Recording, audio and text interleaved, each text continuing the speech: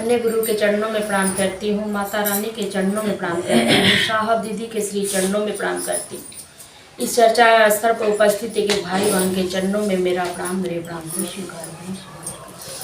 आज मेरे गुरु की असीम दया, साहब दीदी के आशीर्वाद से हम आप यहाँ पे इकट्ठा हुए हैं अपने गुरु की बातचीत करने के लिए। आज भगवान शिव गुरु की बात हो रही है कि आइए भगवान शिव को अपना गुरु बनाया जाए। बहुत सुंदर गुरु हमारे आपके जीवन में मिले हैं भाई बहन, क्योंकि हमारे पूर्वज लोग गए, उनको गुरु बनाने का अवसर नहीं मिला।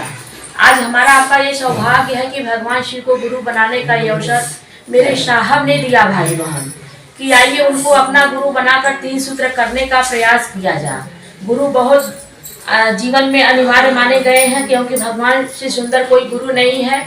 साहब कहते हैं बहुत उच्च स्तर पर परमात्मा शिव गुरु मिले हैं, क्योंकि जिस पर धूल जमी हुई थी वह हीरे को साहब ने निकाल कर लोगों के बीच में देने का प्रयास किए कि हर एक भाई बहन भगवान शिव को अपना गुरु मान सकता है, बना सकता है, जो कि शास्त्रों में, ग्रंथों में, उपनिषद में सब जगह लिखी हुई बात थी। लेकिन आम आदमी के बीच में तो मेरे साहब ने लिया कर खड़ा किए और दिए भाई बहन कि भगवान को गुरु मान लिया जा। अब बिना गुरु से हमें आपको ज्ञान नहीं हो सकता है। मोक्ष मुक्ति के लिए भी दीदी बोली ना, दुर्गा दीदी, कि मोक्ष मुक्ति के लिए गुरु बनाते हैं हम आप हैं, लेकिन यहाँ कहा गया कि शिव गुरु जो है मोक्ष और भोग दोनों एक साथ देते हैं। शरीर वाले गुरु को हम आप बनाएंगे तो भोग मिलेगा तो मोक्ष नहीं, मोक्ष मिलेगा तो भोग नहीं, दोनों एक साथ नहीं दे सकते। लेकिन शिव गुरु जो है कि दोनों एक साथ मिल सकता है। तो वो गुरुओं के गुरु, महागुरु, जगत गुरु, विश्व गुरु उनको कहा गया है। तो सबसे बड़े गुरु हैं आज हमें आपके जीवन में मिले हैं भाई बहन। तो इस पर हम आप चलने का प्रयास करें।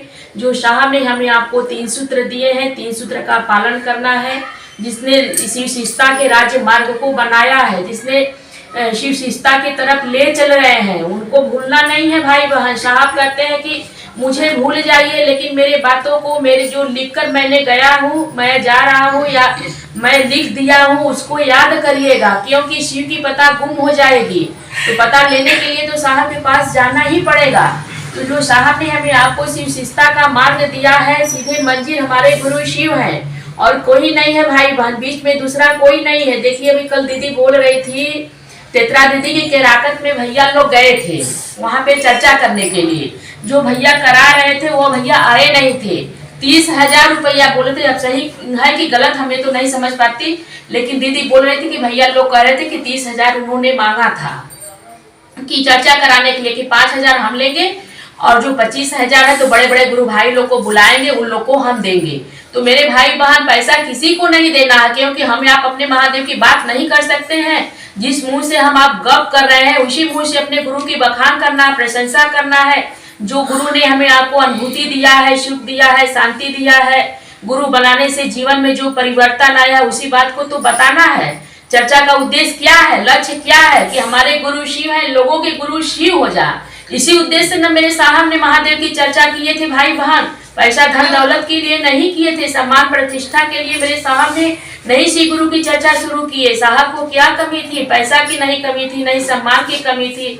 ऐसे ही उनके पिता डायरेक्टर, पिता शिक्षा विभाग के डायरेक्टर थे, अच्छे पद पे थे, उनको सम्मान पैसे की कोई कमी नहीं थी। लेकिन साहब ने सोचा कि अगर एक एक व्यक्ति की वह महादेव गुरु हो जाए, सारी दुनिया अगर उनका शिष्य बन जाए, तो ये दुनिया के लोग कितने सुंदर होंगे, उसके दुख कितने कम हो जाएंगे, सबके अंदर समझ हो जाएगी, उसकी खुशबू कितनी सुंदर आ जाएगी, फूल कितना सुंदर खिलेगा। जो हम आप दुख से परेशान है, पीड़ित है, आज भगवान को गुरु बना ले तो कितना सुंदर यह जीवन हो जाएगा। लेकिन हम आप कहाँ समझते हैं भाई बहन। साहब कहते हैं कि अपनों को समझिए कि मैं कौन हूँ, कहाँ से आई हूँ, कहाँ जाना है, कौन मुझे भेजा इस धरती पर, किस उद्देश्य से हम इस धरती पर आए हैं और इस धरती पर क्या कर रहे हैं और कब तक रहेंगे, फिर यहाँ से हम जाएंगे तो फिर कहाँ जाएंगे। तो मनुष्य का जीवन तो बहुत भाग्य से मिला है। कहा गया कि बहुत भाग्य मानुष तन पावा, दूर दुर्लभ मुनि ग्रंथ ही गावा, ऋषि महर्षि सभी लोग गाते हैं।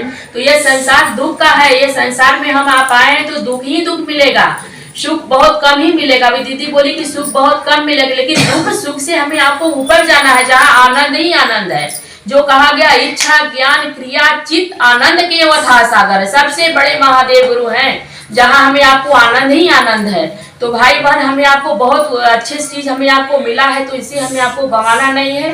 साहब कहते हैं कि जैसे बेटा है, बेटा को पिताजी ने साइकिल दे दिया कि जाओ तुम मंदिर, वह मंदिर न जाकर के कहीं और चला गया, कहीं जाओ तुम स्कूल विद्यालय जाओ, विद्यालय न जाकर के ताश खेल रहा है, जुआ खेल रहा है, तो पिताजी की क्या गलती है? साहब ने तो हमें आपको 3 सूत्र दिया है, अगर हम आप नहीं करेंगे तो गुरु की क्या गलती, साहब की क्या गलती? गलती तो हमारी आपकी, हम आप उस पर चल नहीं रहे, यानी हम आप समझ नहीं पा रहे हैं, क्योंकि जगत के में हम आप रह रहे हैं, जगत के आदमी हैं, तो हमारा आपका मन तो जगत पर है, तो हम आप महादेव को समझ ही नहीं रहे हैं कि 3 सूत्र मिला क्या है, क्यों मिला है, क्यों दीदी भैया लोग कह रहे हैं चर्चा करने के लिए। हमारा आपका यही उद्देश्य है कि लोगों के गुरु शिव हो जाए, इसी उद्देश्य से हम लोग चर्चा करते हैं, बताते हैं, समझाते हैं भाई बहन को। हम आप चर्चा नहीं करते हैं, करने वाला तो कोई और है। कहते हैं साहब की शिव की शक्तियां चर्चा करती है, करवाते हैं कोई और, हम आप माध्यम बने हैं कहने के लिए, लेकिन करने वाला कोई है। जो हमारी आपके अंदर वो शक्ति है वही काम करती है महादेव की।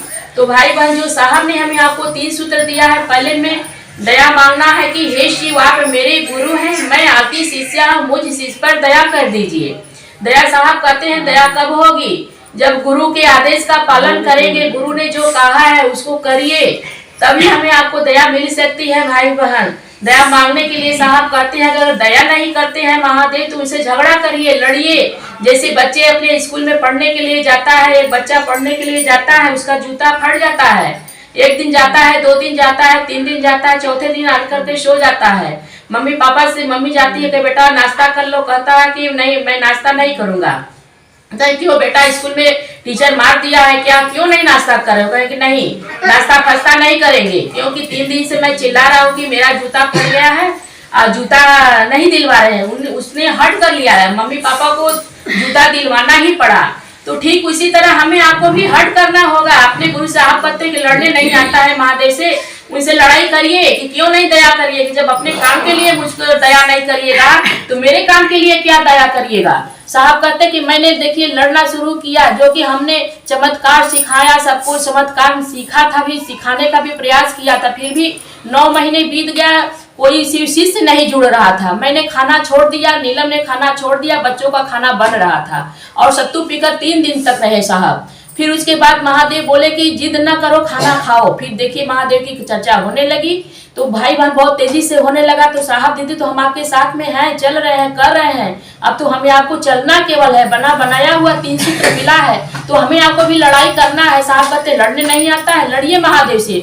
जब महादेव के लिए हम आप आंसू बहाएंगे भाई बहन, तो साहब कहते हैं कि महादेव धरती पर आग लगा देंगे। जब महादेव के लिए हम रोएंगे कि महादेव आपके काम नहीं हो रहा है, मुझसे करवाइए ना। हम तो रोते हैं अपने के दुख के लिए कि मेरा दुख ये है, वह है, बेटा चाहिए, बंगला चाहिए, घर संपत्ति चाहिए, इसके लिए रोते हैं, दया मांगते हैं। महादेव के लिए कहाँ रोते हैं? महादेव के लिए जिस दिन आंख में आंसू आ जाएगा भाई बहन, आसमान फट जाएगी, धरती हट सकती है, तो महादेव के लिए हम आप कहाँ रोते हैं? और दूसरे में अपने गुरु की बात करना, एक दूसरे को समझाना है, बताना है कि शिव मेरे गुरु हैं, आपके भी गुरु हो सकते हैं। जितना आपके समझ आई है उतना बताने का प्रयास करिए भाई बहन। समय नहीं है, समय का अभाव है, तो हम आप चलने का प्रयास करिए। और तीसरे में नमः शिवाय से प्रणाम करना है। अभी एक दीदी बोली कि हाथ का उजली बनाना है, नहीं दीदी मन का उजली बनाना है। साहब कहते हैं एक गोरी तेरा आंचल कितना, हाथ अगर जिसके पास नहीं रहेगा वो कैसे महादेव से दया मांग सकता है? महादेव तो जगत के गुरु हैं, जगत में कोई लंगड़ा है, लूजा है, किसी के पास हाथ नहीं है, कोई गूंगा है, तो मन का खेला साहब ने दिया कि मन ही मन सोच लेना है।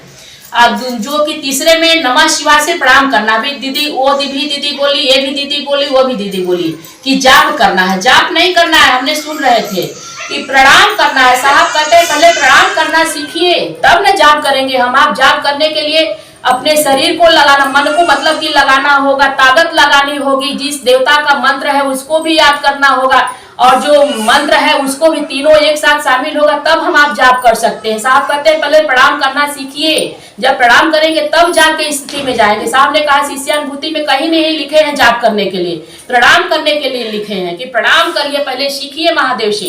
प्रणाम करने तो आजा, प्रणाम करने के लिए भी हम अपने लौकिकता के लिए करते हैं, बेटा बंगला गाड़ी धन संपत्ति के लिए प्रणाम करते हैं। कहाँ महादेव को प्रणाम करते हैं? साहब कहते हैं कि महादेव के लिए प्रणाम करिए, कहते हैं कि रोज रोज करिए महादेव को प्रणाम। अगर महादेव आ जाए तो पूछे काहे रे मेरे को प्रणाम करता है, तो कहिए कि सरकार मन कर दिया मैं आपको प्रणाम कर रहा हूँ, तब देखिए उसका भाव आएगा, उसका रिजल्ट आएगा। हम आप तो लौकिक जीवन के लिए प्रणाम कर रहे हैं, अपने दर्द दुख के लिए प्रणाम करें, महादेव को कहाँ प्रणाम कर रहे हैं, कोई नहीं प्रणाम कर सकता। लेकिन वो स्थिति में हम आप जा रहे हैं, सीख रहे हैं और गुरु सिखाते हैं, पढ़ाते हैं। भाई बहन, तो 3 सूत्र हमें आपको बहुत सुंदर मिला है। हमने भी स्वार्थ में भगवान शिव को गुरु बनाया, लेकिन धीरे धीरे मन समझने लगा कि इस जगत में कुछ अपना है नहीं। बड़े पैसे वाले भी, दीदी बोली दुर्गा दीदी ना, कि बड़े पैसे वाले भी नींद की गोली खाते हैं, उसको डॉक्टर सुई लगाते हैं तब जाकर वो सुनता है। उसको भी जितनी संपत्ति बनाए हैं वही हमें आपको भोग भोगाने देता है। जैसे अभी कोई मकान बना लिया है, अब इसको दुख सताता होगा कि भी पेंट कराना है, रंग कराना है, यानी उसको चिंता लगी रहती है।